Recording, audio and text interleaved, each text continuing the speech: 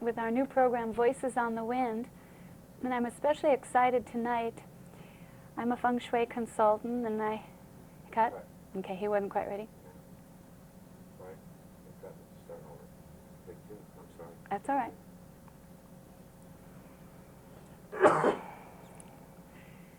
Hi, I'm Johna Koontz, and I'm here with you tonight on our show Voices on the Wind, and I'm real excited. We've got a Feng Shui panel tonight, and that's what I do for a living. I'm a Feng Shui consultant, and I have a little shop called the Feng Shui Center down on Main Street in Missoula. And tonight, I've got 3 other guests with me tonight that all practice Feng Shui and have been to various schools. And I'd like to start tonight by introducing each one of them. Okay, and Karen, I'm going to start with Karen McMullen. It's so nice to have you here, Karen. Nice to be here. And we've been together in the past in different classes and things, so it's just great to see Karen again. She's located up in Kalispell, and she's been doing her business for about 23 years, and then she added Feng Shui to it here. How long ago? 2 years ago. 2 years ago, she added Feng Shui to her list of things that she does. And her business is called Metamorphosis. Can you tell us a little bit about your background in Feng Shui, Karen, and what school you went to? I trained with Tara Catherine Collins at the Western School of Feng Shui in San Diego and was certified there. And also trained in Bali, Indonesia, with Karen Kingston, and learning about space clearing and clutter, the importance of clearing clutter in your life and working with the space and the energy of the space. Well, you know, those are 2 of my favorite women as far as, you know, in Feng Shui. And when I went to the Feng Shui conference 2 years in a row, I got to meet them, and I had them autograph my books, and they're a couple of my favorite books that they've written too. They've In done fact, great work. let's show Karen that this is Tara Catherine Collins' first book. As a matter of fact, that was the very first book that I read, and I loved it. It's a great guide, great Western guide. Yeah, and she runs the school that Karen went to. Yeah. Okay, and then we've got Clear Your Clutter with Feng Shui. This is the Karen Kingston that she was talking about, and I can't seem to keep this book on my shelf. It sells out faster than just about anything, because clutter is such an important part of Feng Shui, and we'll be talking about that a little bit later. Okay, Richard, it's so good to have you here, and this is Richard Baldoff, and he has the Elfin Way Feng Shui Geomancy Services is the name of his business. Can you tell us a little bit about where you went to school and who you learned from, Richard? Well, I trained through the Feng Shui Institute of America with Nancy Lee Wydra, and it's in Jupiter, Florida. And she takes a little different approach than many do to the art and science of Feng Shui. Well, I've enjoyed Nancy Lee Wydra's books too.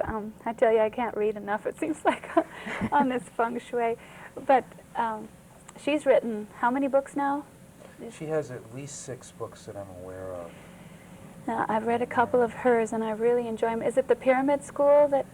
Yes, her school is called the Pyramid School of Feng Shui, Johna. And it's a school that where she has incorporated many elements from other schools. She herself was an interior designer as well as a practical nurse at one time, and she incorporates many, many different aspects of human biology and psychology into her work. Well, and that's what's exciting for me tonight, to have all of you here, because one of the things that I truly believe in is that Feng Shui is one body of knowledge, but it's been kind of developed up in the past with different masters and different schools. But I always try to incorporate everything that I learn about Feng Shui into my practice, and I'm sure that you guys do that too. And I think this will be fun to share with the audience tonight, some of the different schools, but how we can incorporate them and make sure that everybody gets, you know, a chance to explain a little bit about the different schools and things. All right, and Sally, it's so good to have you here. Sally's one of my yoga instructors down at the Feng Shui Center, and when we first met, I think we must have been mother and daughter in a past life or something, because we have such a close connection. And we found out that Sally, when she was in Reno, took the classes, beginning and intermediate classes, from the same instructor that I learned from, that teaches at the American Institute of Feng Shui in the American Feng Shui Institute down in Monterey Park, California. And then you later on went to the advanced class, as I did, to learn from Master Seng, and he's the one that founded that school. So this will be really fun and interesting, and I'm sure Sally's going to fill us in with a lot of information too. It's good to have you here. Thanks. Okay, and Sally, the name of your business, can you tell us a little bit about your business? Well, the name of my business is Harmonic Design and Consulting. Right now I'm quite busy with teaching yoga, but I have a degree in interior architecture, and I do some feng shui practicing on the side, like Johna said. We went to the same school, so it incorporates real nicely with teaching yoga as well. I think it's all part of the same body of knowledge, awareness of energy everywhere. That's right.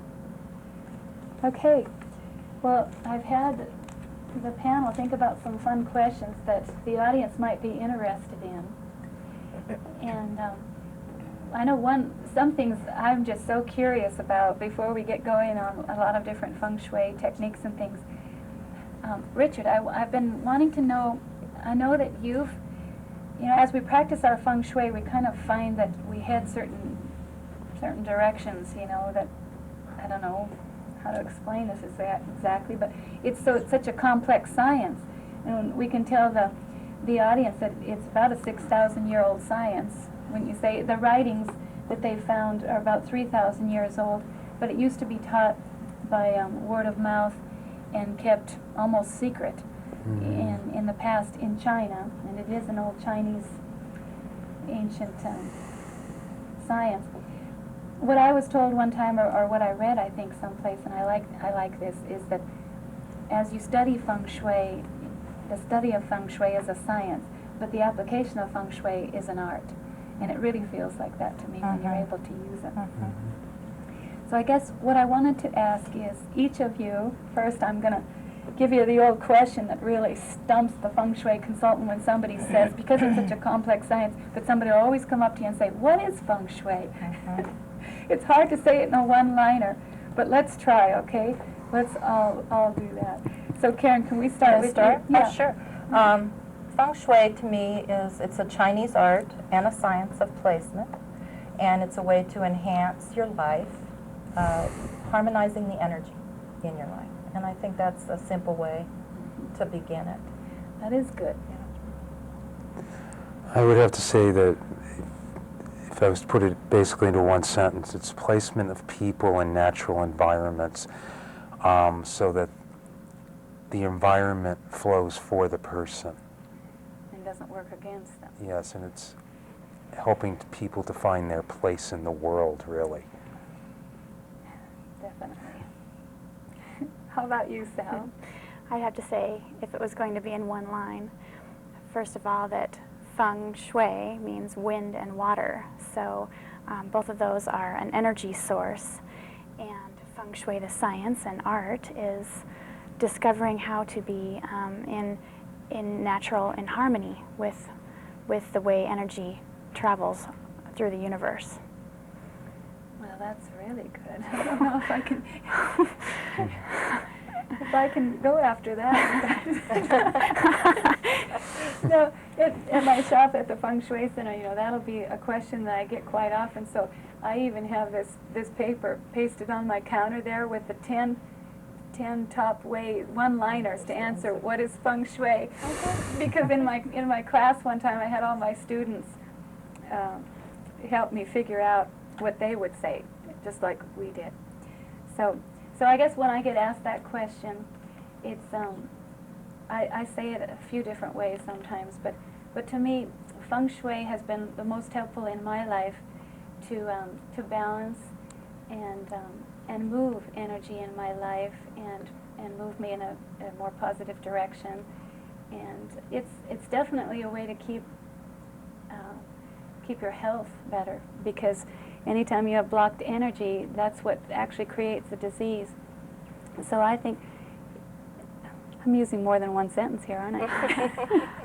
Needs to be explained. Anyway, Feng Shui really does help balance and harmonize the energy. So we'll move on from there, you guys. You stumped me. This question stumped me, I guess.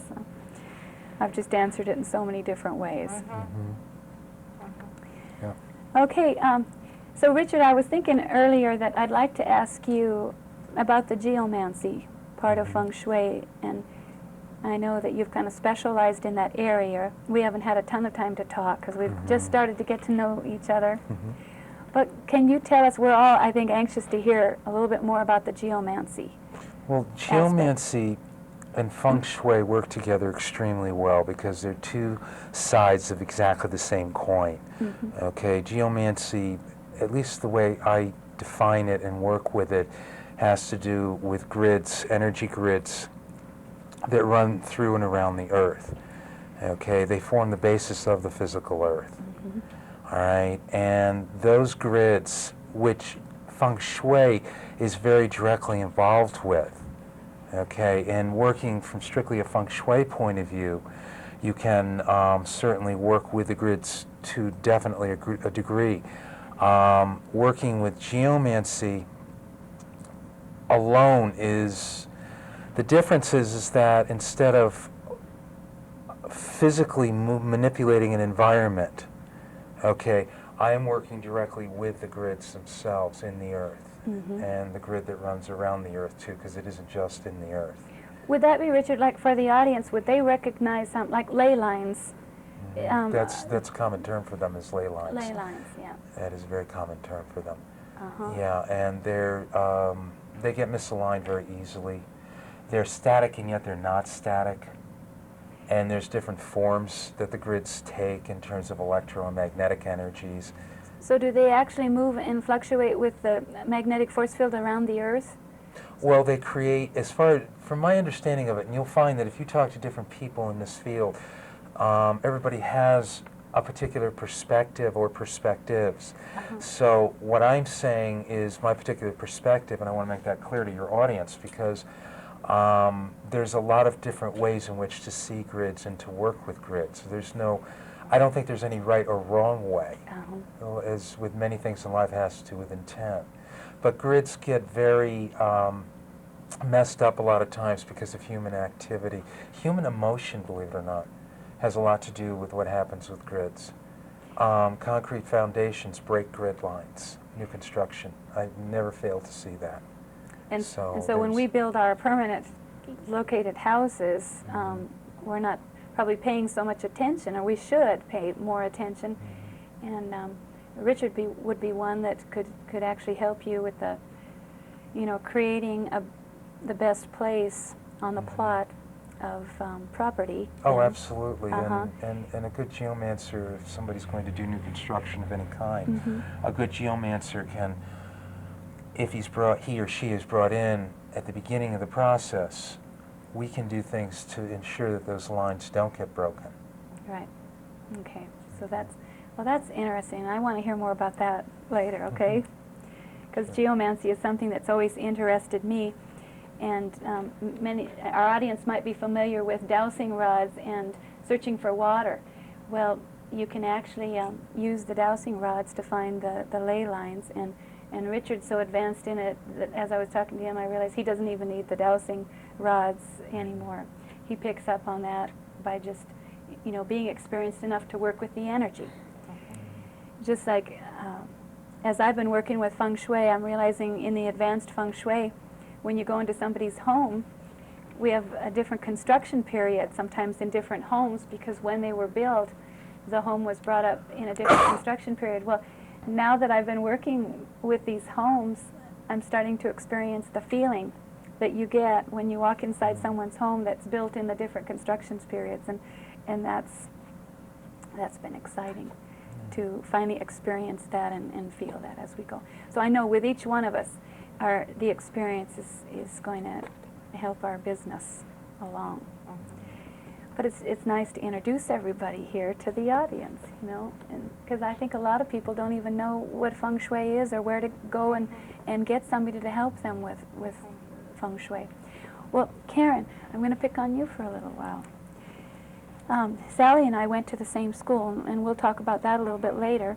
But I'd like you to explain a little bit about where the Western School of Feng Shui comes from and some of their principles and Well, the teachings. The Western School is what we call the form school, and it is based, one way that I like to help my clients understand is the Compass School is based from the flatlands of China, and they needed a way to figure out which way the energy was moving, and so the compass was laid on the land and used as directional points.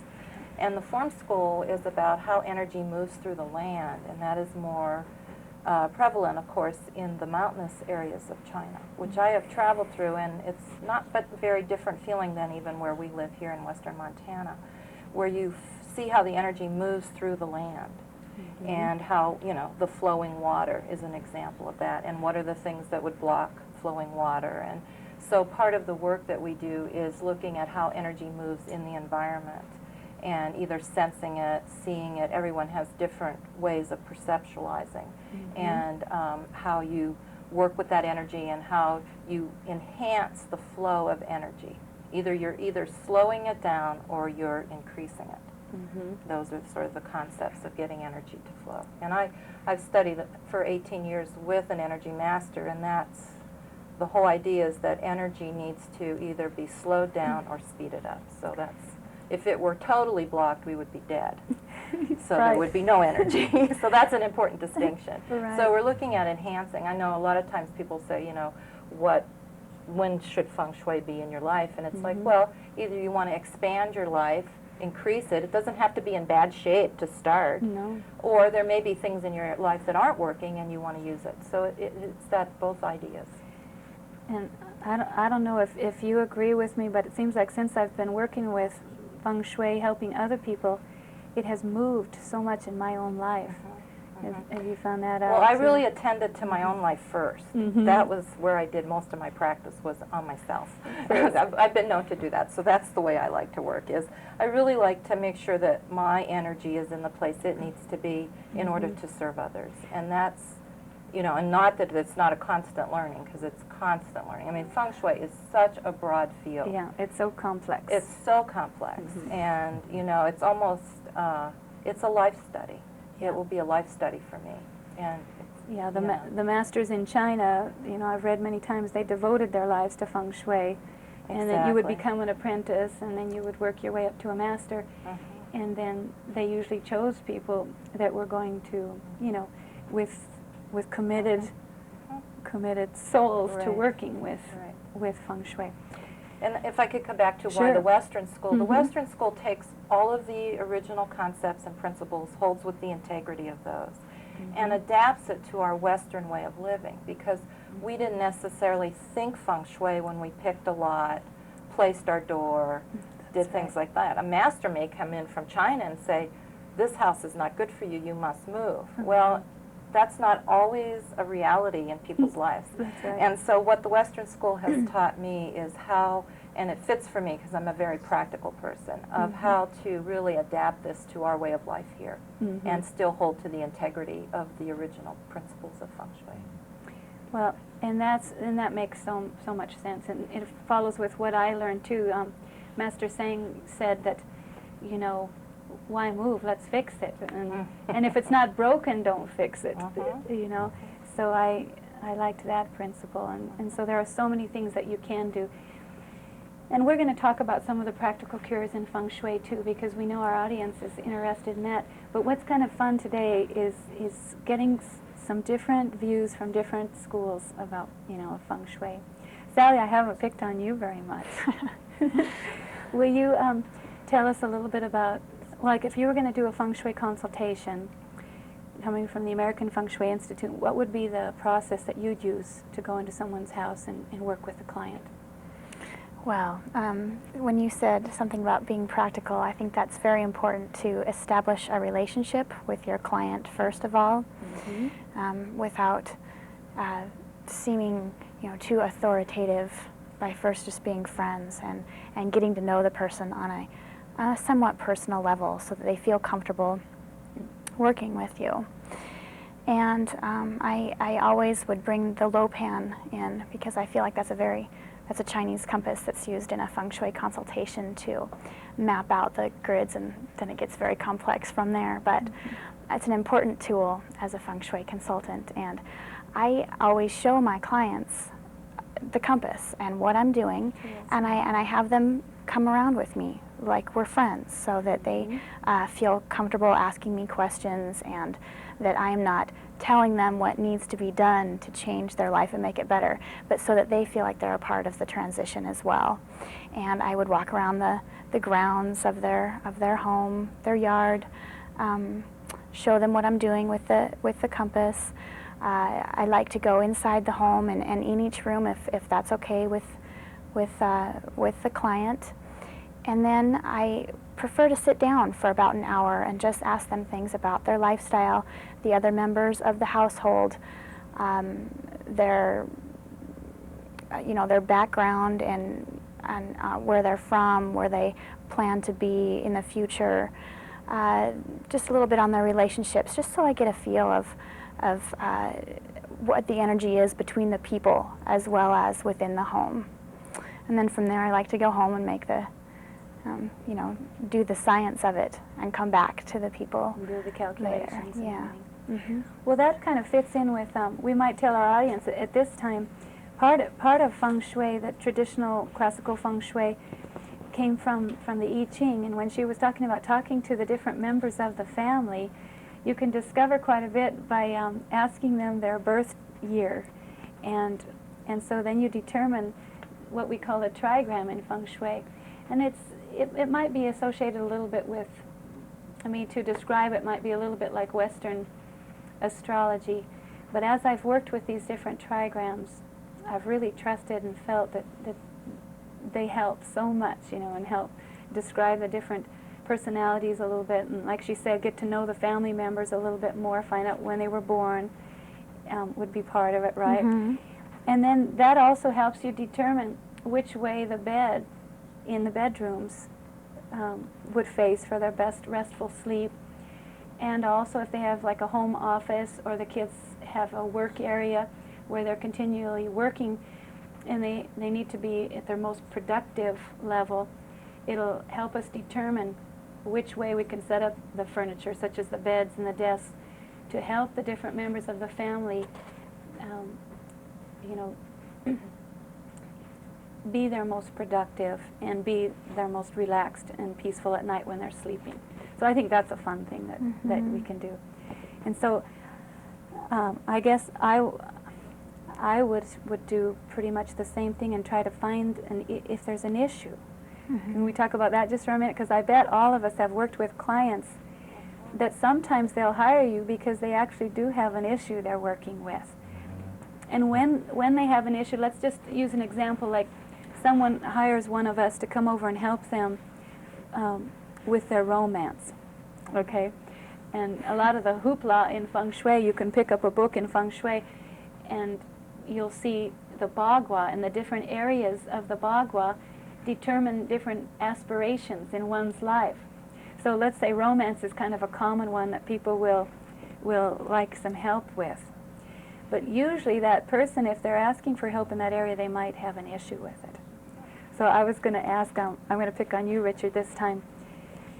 Have you dealt with some people that might have romantic issues, and what would you do to kind of help them through that as you're enhancing their romance area? It's interesting because I really haven't run into that yet. Oh, you might be called on to do, other, like... Now that you're bringing the question up. Money and prosperity might be another one, or maybe you can let me know what you've been asked the most. Because, each one of us, I was told at the Feng Shui conference that usually a Feng Shui consultant might have some issues on their own, and those are the issues that people are going to Call them for. Absolutely. call them for. Absolutely. And I think that's really interesting, because how about you, Richard? What have you been asked to do? I've been asked to do various things. I think one of the situations I ran into, or one of the clients I had, not a situation I ran into, but one of the clients that I had before I came out to Montana was a woman who had Her husband was very sick for a while. He's much better now, and he is working again. He was a painter. But when she talked to me, first called me in January, very difficult financial situation, and I actually did a geomancy job for her. And then a number of months later, I did a Feng Shui job for her also. I went down to New Jersey and did that. But there was, and it was interesting to walk into her home. And I had spoken with her a number of times on the phone in the 5 months in between or 4 months in between the two jobs. So I had a pretty good handle on who she was, who her children. She had 2 young daughters. What was going on with her and her husband, generally what type of people they were and all that. And to walk into their home and to see her children were having problems sleeping. And this is something that can apply in any person's bedroom. Mm-hmm. She had mirrored closet doors. Their beds were facing directly into those mirrors. And one of my recommendations to her very simply was remove them or cover them. Mm-hmm. Definitely. Because the children were having nightmares. Both of them were, and both children's rooms had those mirrors on the doors, full-length mirrors. A lot of energy bounces off the mirrors. That's right, and it's coming right back onto that person who's sleeping in there, and that's something I would always recommend, either remove the mirrors or cover them. Yeah, mirrors, while we're on the Definitely. subjects, mirrors is a great place for us to start about, some practical things in Feng Shui for the audience. The master that I learned from said mirrors, really don't belong anywhere except in the bathroom. Well, we know that we can use mirrors in a lot of different ways, but he was, just coming out with it the way he felt. But people are always asking me how to use mirrors, and one way I suggest is to bring the light in. If you've got a small room and you want to, brighten it up, make it appear larger, try to place the mirror the best way to bring the most light in that you can, especially if it's a beautiful scenery outside. We don't want to bring the junkyard in, like that. But Sal, would you tell us a little bit about something about mirrors in your practice that you've run across? I actually love mirrors. I know. Most people do. Most people love mirrors everywhere. Yeah, but it's so true. People use them as, instead of a wall hanging, or they use them as decoration and don't realize what can come along with that, as light is reflected as well as energy is reflected, all kinds of things. Your own face, it depends on what you want going on in your home and where you place the mirror. But in a bedroom situation, it depends on the placement, I would say. But and in a romance situation too, I don't want to get too touchy here, but a lot of people like the mirrored closet doors, because it is the bedroom. And in a children's room, though, I would think, no, there's just too much bouncing around going on, too much, even in a state of, subconscious sleep, it's like you're being reflected, and that would make me have nightmares for sure. But I have mirrors on my closet doors, and they're on the side of my bed.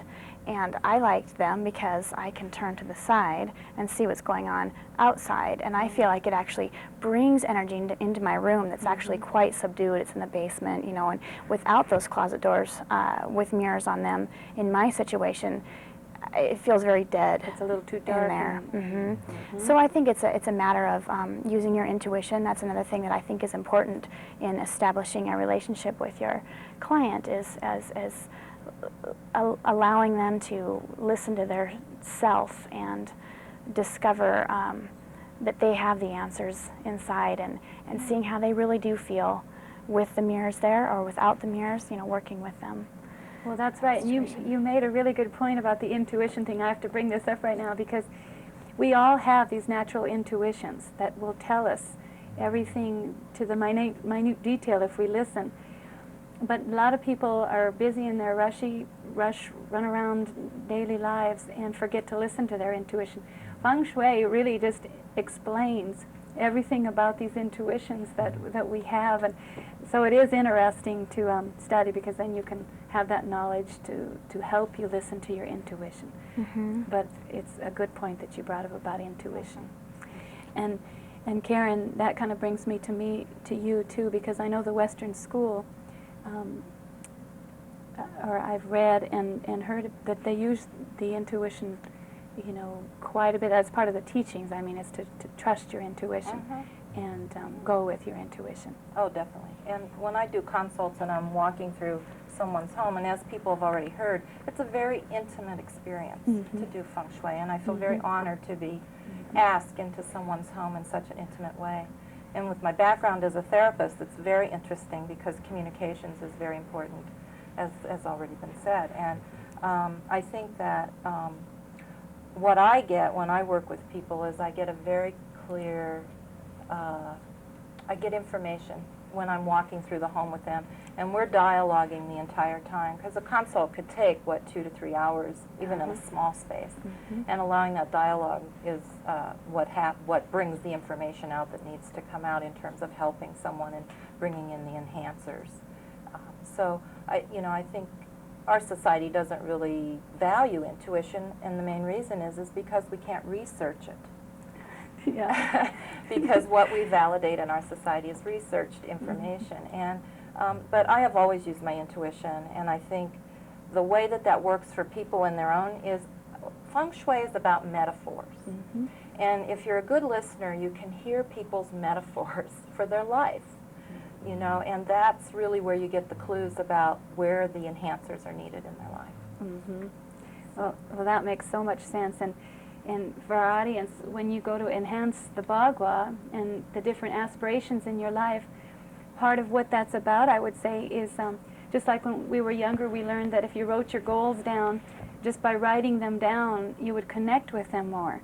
So when you put an enhancement in for a certain area in someone's life, what you're really doing is just helping them connect with something physical that will totally remind them of, you know, and make them more creative and more positive, I think, towards that aspiration.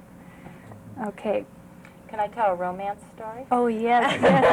And then that'll be a good place to take probably a short break, and we'll come back because we're going to have some entertainment in here, too. It's really fun. I mean, I think this is for everyone, too, but I had a client who she's been a single woman for a very long time and was really wanting an intimate relationship in her life and hadn't really had one for quite a while.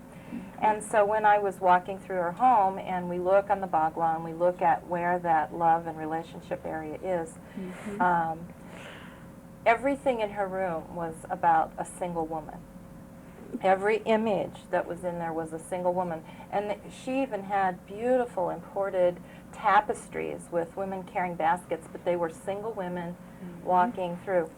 And she actually, so that's a very simple, practical thing to pay attention to, because in relationship you want pairing, and it could be two birds, it doesn't have to be, but you know, pairs, pairs of things, and not fresh pears in a bowl, but pairs of things, because that's another story. I know, I read that story, that's a good one. Story. But anyway, the woman, my client, she changed things around, and I have to say, within the next 2 months, she found her love life partner. And she knew that it had a lot to do with her intentions, see, and that's part of that idea of her being very clear, because I have had other clients who said, I would say, well, tell me about your love and relationships, and how's that going for you? And one woman has said to me, I'm very happy being single. And so, you know, she doesn't need to enhance that until she's ready. I mean, but the thing about love and relationship, it's also relationships. So when I work with a company, for instance, in a business, it's the interworkings of the business relationships as well. So it's not just love and romance. And in a Western school, we would talk more about romance in the bedroom, that a bedroom needs to feel romantic for both partners of whatever their taste is. Both partners' taste has to be included, because women tend to, if they're in partnership with a male, they tend to girly up the room, so to speak. They do. And the men aren't necessarily comfortable, so there needs to be communication. Communication, and there are so many fun things you can do in the bedroom. That's we give with Feng Shui. Yeah. Excuse me. Thank you for that correction. Yeah.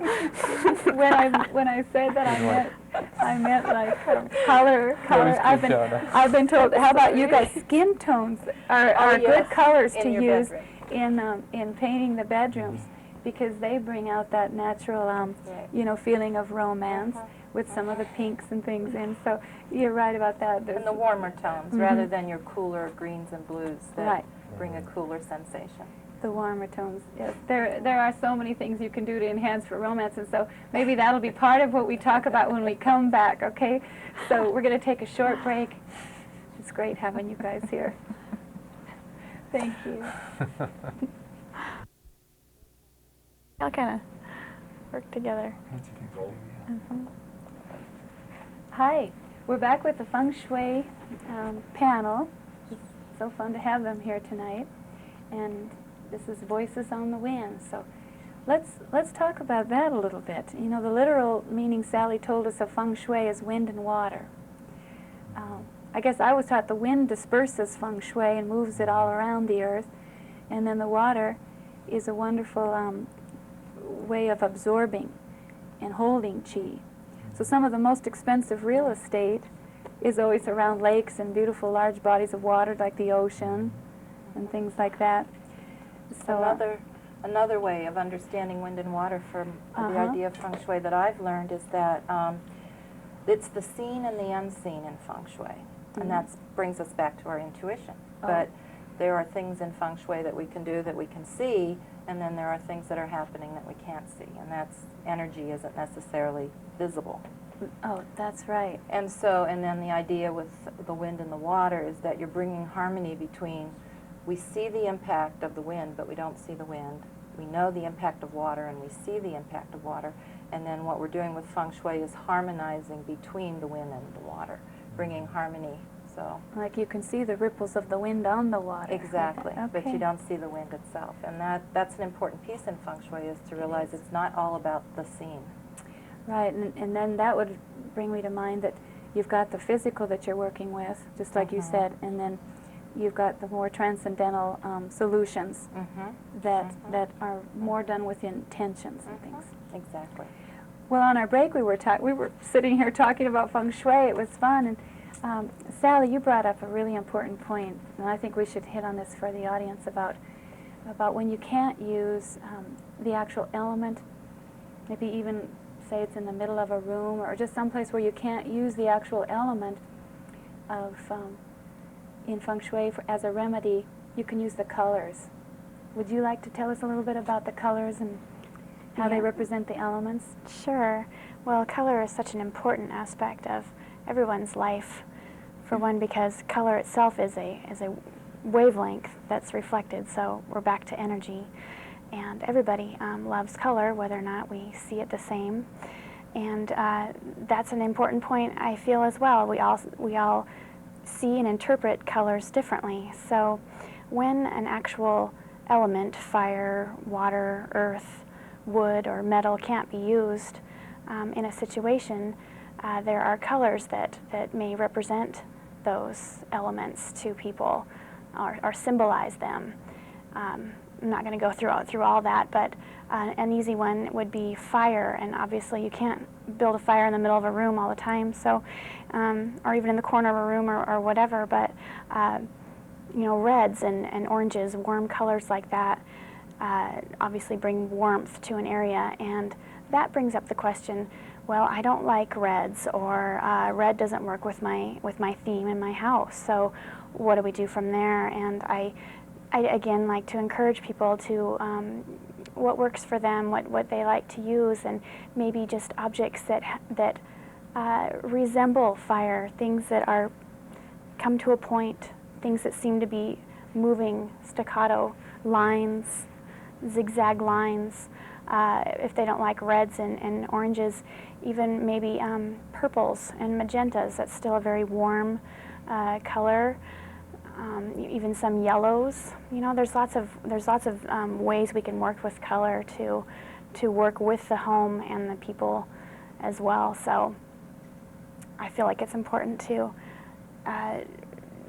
go with your own insight with colors. It is, and she brings me to mind that within each color group, you've got the yin and yang, or the brighter shades and the softer shades, which the brighter shades will brighten up and bring more energy to someone's space, where the more yin-ish, softer shades will calm you down and cool a room. Yeah. So colors are so fun and important in Feng Shui. You I were was going to say add something. on to that, because you can go beyond color to bring in the element. You can bring in images That's right. that represent. So if we look at fire, we look at images of fire, or we can Triangles, do right? pyramid-shaped, And triangles. triangular shape, and then as well as animals are fire, books are fire elements. So there's objects as well as, Yes. so that's the fun part, is where, it doesn't have to be the specific element, Yeah, but there are ways to represent the element and enhance the chi of that element. and I think maybe at this point we should tell the audience, when we talk about the elements, the Chinese worked with 5 elements, and they also called them the changes. And the fire, Fire feeds the earth and brings back the nutrients in the earth. And then out of the earth come the metals, and then the metal condenses and breaks down to a fluid like water, and then water is one of the other elements which feeds the wood energy, and then wood fuels the fire. So those are the 5 changes and how that makes the energy move. So we work with that quite a bit in our Feng Shui consultations. That's correct. And so just real quickly, since she brought up the shapes, let's let them know that the round and the dome shapes are from metal, and the cylinder, the tall cylinders, would be for the wood element. What am I missing? Or the water, The earth. the irregular is the rectangular. earth, rectangular Like and looking at square. the plane of the earth, and bringing in the water element, which is more the abstract, abstract shapes for the water. Kind of like looking in, it's the more pool. literally like waves. Yeah, Exactly. Yeah. and they give you the feeling. The shapes give you the feeling of the actual element. Yes. And those are, that gets, I think, into the shapes and symbols that have been brought through forever in time, I want to just make a comment when Sally was speaking about the, bringing in the representation of the element, Oh, yes. and specifically in fire. Sometimes it's helpful for people to get specific examples. I did a consultation not too long ago here in Missoula, a commercial consultation. And in this large room, it's a massage school. And in this large room, and this was a challenging job because it was a bare space, okay? And they were putting up a wall at one point to divide it. But I'm looking, and in the back of the space, there's a couple of doors for the bathroom, but there was this open area, and it was a very, very small pantry area, okay? But it's open, there's no door or anything on it. And I'm looking at that, and I'm looking at this windowless space and saying, okay, we need to incorporate all the elements into this space. And I'm racking my brains going, how do we do fire? And then I'm looking at that door to that pantry, and I thought, that's it. And what I recommended, and I don't know if they've done it yet. They're in process of still, even though the school's open, they're still in process of gradually working their space. But she told me they were definitely going to do this. What I recommended is to take something, it would be a curtain, but it would be burnt red, but brought down, white at the top, and then it would narrow down at the bottom, so that it would be at least a rough triangular shape. And she really liked that idea. Really liked it, and I thought that was very practical. And I said, put it on a rod so you can just push it aside to go into the pantry area. So it was very practical, and it brought in the fire element, because that was difficult and scratching my head about that one. And you make me think about that. That's important, isn't it, to have a balance of all the elements? I mean, absolutely. I would be more concerned if I go into someone's home and they've decorated in maybe 1 or 2 colors all throughout, and maybe they're a person that just likes metal, so they've got metal furniture everywhere. I think I'd be more concerned with someone like that than most of the homes you go in. You will find a nice blend of all these different elements and shapes and things. Yeah. Okay. Well, let's go on to something kind of different here. We're gonna get into a topic that's confused quite a few people about Feng Shui, and this is the area, and this is just one area of Feng Shui, because we know it's a big complex area, which I always like to tell my clients that if Feng Shui were a vegetable, it would be an artichoke, and you'd pull away at all these different layers until you get right to the heart of it. So this, again, is just one of the layers of what Feng Shui is about, but it's in working with the Bagua. And there are many different books out on the market. When I first got excited about Feng Shui, there were maybe 10 books out on the market. And now, I would say there's over 400, would you? 300 to 400 at least. There's a lot. Easy. There's At a lot least. out there. Yeah. I can't even keep up with them anymore, right? They come out faster than we can read. So everybody's trying to get a little piece of that commercial. We'll talk about that later because we've got some books to show you. But let's talk about that. There's a couple different ways that the Bagua can be placed. And Karen, in fact, went to a school that taught one way to use the Bagua in the placement of this Bagua. And then I know Sally and I went to another school that taught it according to the true direction, the compass directions. So I'd like, if I could, to have Karen explain a little bit more how you lay the Bagua according to your school, and then Richard will go and ask you too. Okay. Well, the Bagua is a map. It's just a map, and I think that's an important thing for people to understand. And then you can put your map away after you've got the information. Then you can enjoy the town that you're in, you know. So That's right. it gets you there, but it's not necessarily where you want to focus. Right. But in the Western school, we do, and it's from the form school in China, we use the front door, and we locate it at the lower quadrants of the Bagua map. And then we work with the, I like to think of the Bagua areas as our treasures of life. And in those treasures are different parts, like we were talking earlier about love and relationship, or whether it's our abundance and prosperity, or whether it's our career. And then we look at where those areas energize within the home, and that's how we work with it from the front door. But nothing is that hard and fast in my training, because I have had clients who have, for instance, Native American perspective, the door facing the east, and that they want to use whatever door it is that faces the east as their main entrance. Because I know in some schools, the main entrance is critical in bringing the chi into the home. And so, you know, if we thought of what is the main entrance, even though people might use their back door all the time because they park back there, that energy needs to be brought in the front. So nothing's hard and fast in the way I've been trained, other than I like to stay with the foundation of it. And I have had experiences where I had a client who worked, you know, from the different direction, and then when I did it from her front door, she thought her back door was really her front door because she used it more. And then, so what I did is I did it for both, and I said, let's look at both and see how that works. And she did find over the months of using that it really worked better for her from her front door. But I think it's back to the individual again, and respecting their own intuition about it, and helping them find a way to figure it out for themselves. Yeah, I think so too. And So what's that's- important is their intention when they do it. Exactly. And because it is such a powerful map of the way energy moves, that when you do place it down in any closed space, it could work just like you said, almost any way that you place it. And then we can explain that traditionally the Bagua was brought about because the Chinese believed that energy came from the different directions with different characteristics. And it does actually move annually, and you can even get it down daily, it will move.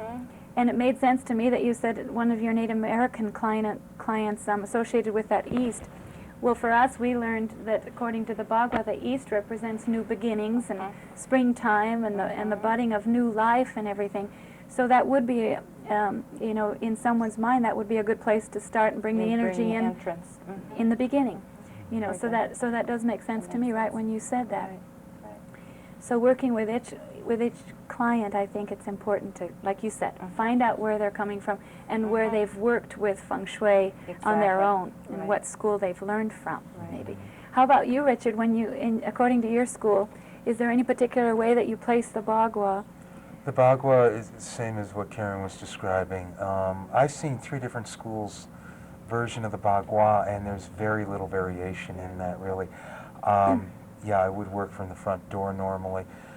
But I also, like, when somebody's entrance is mainly in the back, I take that into very strong consideration. Because if that's really their main entrance, that's where they enter on a daily basis, then that's where they're pulling the flow of energy in, really. And I also look at the fact that their front entrance, what does their front entrance really look like? All right, is it facing a street, for example? All right, or is their back entrance facing a street? And there's so, like you and all of us are saying that, you know, Feng Shui is a very complex thing, and there's a lot of factors to look at. I kind of play a little bit fast and loose with the Bagua because sometimes you wind up like the prosperity center sits in somebody's bathroom. That's not uncommon. And you go... By the way, it's where mine sits. And you know what? I Yeah. take these long baths, and I was going to say it's a good thing that my prosperity lies in my bathroom because I love to spend time in there. I don't know, some people Okay. do, some people don't. Right. But I'm one that loves to take, you know, a long, luxurious bath and take the time. So that prosperity energy I absorb. That would. I just had to point that out because mine is in the bathroom. That's a perfect example of what we've been saying all along of, gosh, whatever works for a person, you know. And what you associate with. But I look at the Bagua as a very general guide.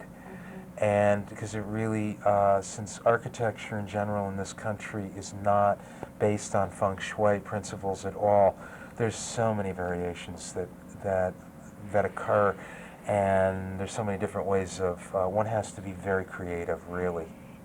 Don't you think this makes me think of this too? Don't you think that it would be wonderful to work with every client though from the beginning if you could, like before they broke ground? Even it makes so much sense, Yes. like with you working with the geomancy of the land. Or even finding the space. And That would be very valuable. and I tell my clients that if they've got the property and they're going to build on it, they should definitely camp on it and find out where the sun rises and where it hits, you know, where the shade is, so that they can find out how to get that sun into their home in the most beneficial way that they can.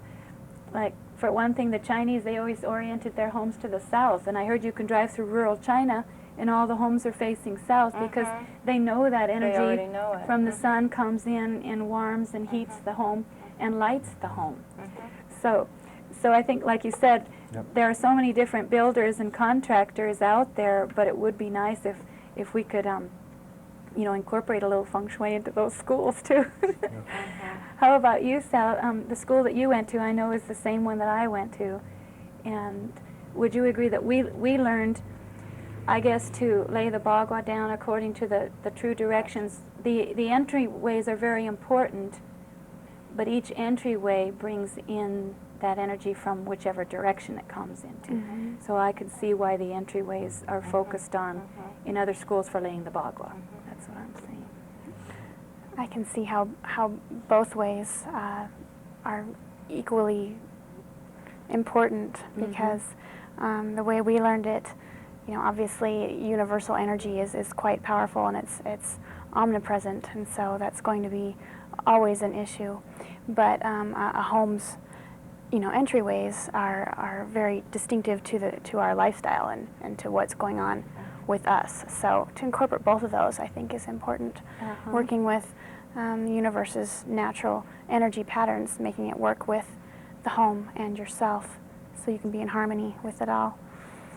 Yeah, and that's a good place to lead us into the clutter topic. Okay, we've got to at least do 5 minutes on clutter, okay? I think we can each add a little something about clutter because, well, I was taught and I felt that I've learned this by working with clients, that if you have a real clutter problem and your house is filled with clutter, the Feng Shui doesn't even have much of a chance to work, or as much of a chance to work. So when we're talking about clutter, let's give our audience some of our best tips on what might help them go through and separate with some of their clutter, or what that's all about. You know, I guess I watched an old movie called Mind Walk. Have you guys seen that? I should recommend it for everybody to go out and rent. But it's a poet. It's about a poet and a politician and a physicist walking through a castle, and as they go, they talk about life. And the physicist, she really becomes the star of the show, talking about what life really is. And she's saying that at the subatomic level, there is no such thing as matter. So it might help the audience understand a little bit more about what we're talking with, but your interconnection, what life is all about, is just the interconnectedness of, you know, our smaller particles, the electrons and protons that bounce back and forth. Like with me sitting next to you, Karen, the whole time we're communicating, the electrons and the protons are moving back and forth. The cup on this table is moving and blending with the table and the scarf, and we're all interconnected, and that's what life is about, is relationships and things. So when we think about our clutter, we're so connected to everything around us that a big part of what Feng Shui is making sure we surround ourselves with the things that we love and the people that we love that'll help move us forward and get rid of unstuck energy. Would you agree with that? Definitely. Well, we'll go around and we'll give some tips on clutter and getting rid of clutter and what that's about. Karen, can you? Organized now. There's much you could say, but it fits with the principles of Feng Shui, if I could use that as an example, because in the 3 primary principles of Feng Shui, everything is alive, including what's under your bed or hidden in that closet behind the door, and everything is connected. So everything is interacting, as you were saying here, as well as things. We are interacting with things. Everything is always changing. Now, one of the problems with clutter is that it does bring stagnation to the energy, and so that's the importance. And in most Feng Shui consults, I look in people's closets, I look in the garage if it's connected to the home. It's very important that the clutter be cleared first. That is important. And I think a simple tip I would give is start with a drawer. You know, Start with if you a feel drawer, that's right. overwhelmed and you're not an organized person, start with one drawer. In the evening, even while you're watching, if you're a TV watcher, you know, work on one drawer at a time. Don't get overwhelmed and think you have to get it all done. But you do need to clear your clutter, and you need to get organized. You need to move old things out that you don't love. Bring in the new. Get rid of the old. Organize, organize, organize. Yeah, she made a great point about just starting with a simple drawer, because sometimes it gets overwhelming. It can be. And this Karen Kingston, that she writes this book on Clear Your Clutter with Feng Shui, she gives a tip in here, you know, about, I think it was her anyway, that said a friend, it could have been Denise Lynn, she also works with clutter. But she said one time she was working with a friend that called and said he was so depressed and he really wanted to end his life. And she said, no, she said, please, just go through tonight for me. Do this for me. Start with your drawers in your dresser and clean one drawer and go through and clean your drawer and get rid of some of the clutter and organize it. And the next day, he called her and said, thank you so much, because that was the beginning to moving his own energy that was so depressed and stuck. Yes. So I remember that one in there. Okay, Richard, what do you have to say about clutter? I would agree totally wholeheartedly with what Karen was just saying, and I would add to it that when a person's, actually, I think how a person keeps their environment is very reflective of how they feel about themselves. Okay? And also would add that considering that dust on a windowsill can totally slow down the flow of chi in a house. Okay, look at the pile of newspapers that's been sitting there for 6 months, or the pile of magazines that's been sitting in your hallway, or the condition of your closets. And in fact, when I am speaking with a prospective client and I tell them, I will look in your closets, I won't look in your dresser drawers, but I will look in your closets, and people a lot of times go, oh, I have to straighten it up, and I go, no, I have to see it exactly as it is, how you live every day.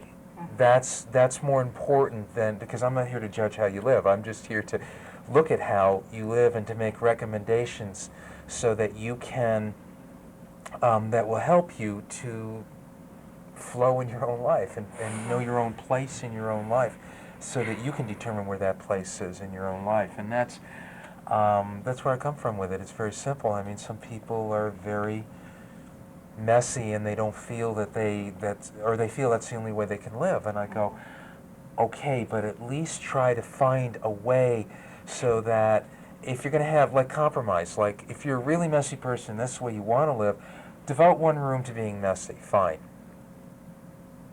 But the rest of the environment, and since a lot of people live with other people, it's like the rest of the environment, work it out with, whether you live by yourself or with other people, work it out so that the rest of the environment is kept in a fairly organized and neat fashion so that you don't have things left all over all the time. Right, because it affects everybody, It too. affects everybody. It affects your productivity, and there's that famous line, I don't know where I read it, but where clutter accumulates, energy stagnates. Absolutely. I like that one.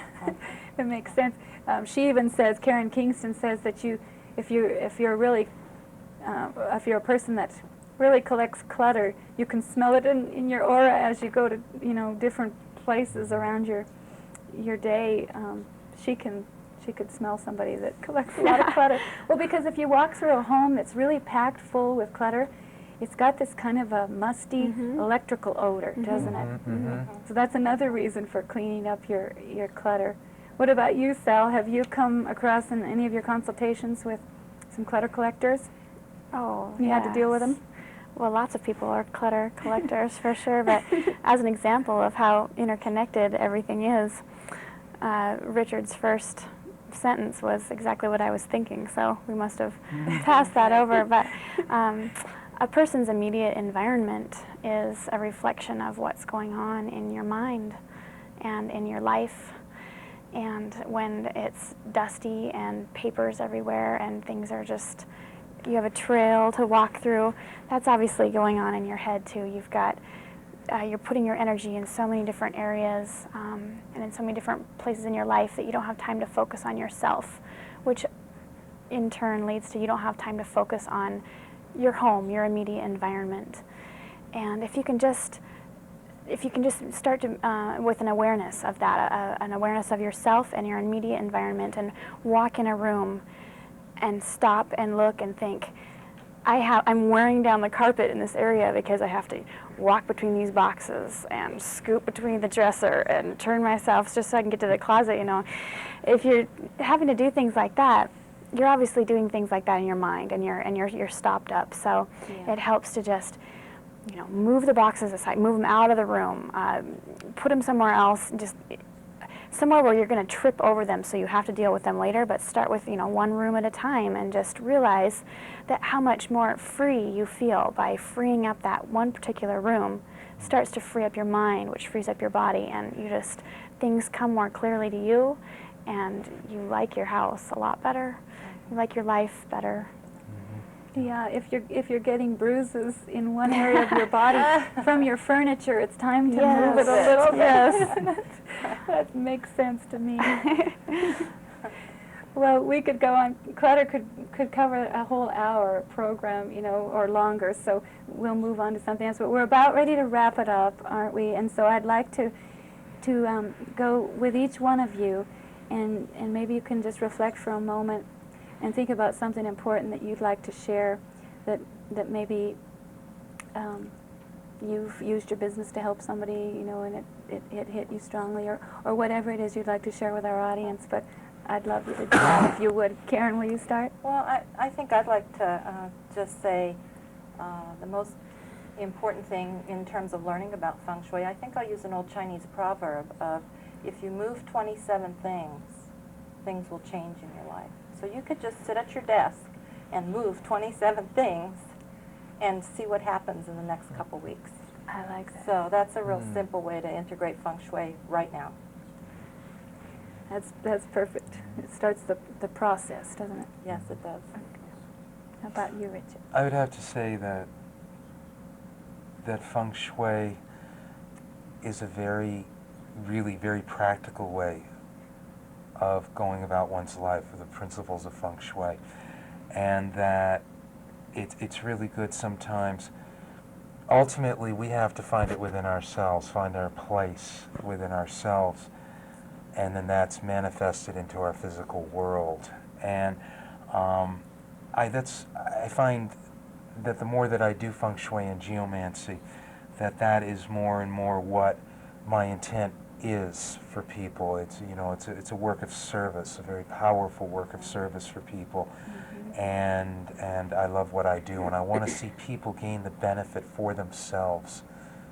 And it's really, really possible for our audience here to know that they can create their lives any way they want. And the vehicle of feng shui, and it is a vehicle, again, it's a very strong and powerful vehicle for people to be able to do that. Definitely. And, you know, like an energy worker, someone who works with the energy in bodies would say that they're not the one that's healing the body. They're an instrument to help you yourself heal your own body. I think we could all agree that that's the way we are, is like an instrument to help them create the energy flow in their lives that they're looking for. So it's not something we really do, it's something they do. Sure. And we just set the ball rolling, you might say. Sure. All right, Sal, what do you have to say?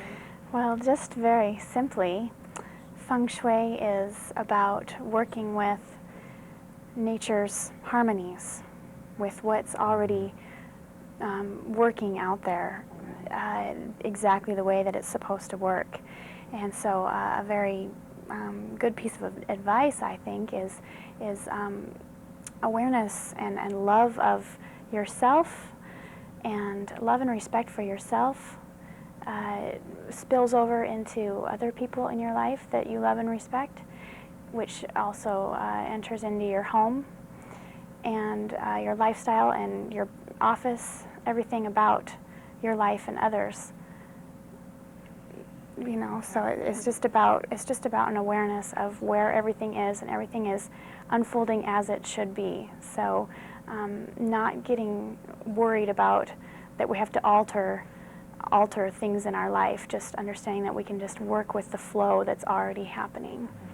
Go with the flow, and be aware of what nature teaches us, and be aware of loving, don't you think, loving nature enough to know that, you know, just throwing one beer can or pop can down on the ground and everything is just, it's not a respect for nature, and it's going to have a repercussion somewhere in the world that's not good. So if we can do the good things.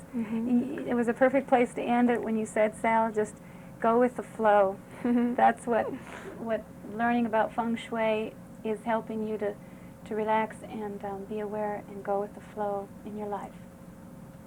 I think that's a great place to end, and I thank you three for being here with me so much. Thank you. This was fun. And if you're looking for a feng shui consultant, call up any one of these, all right? Okay.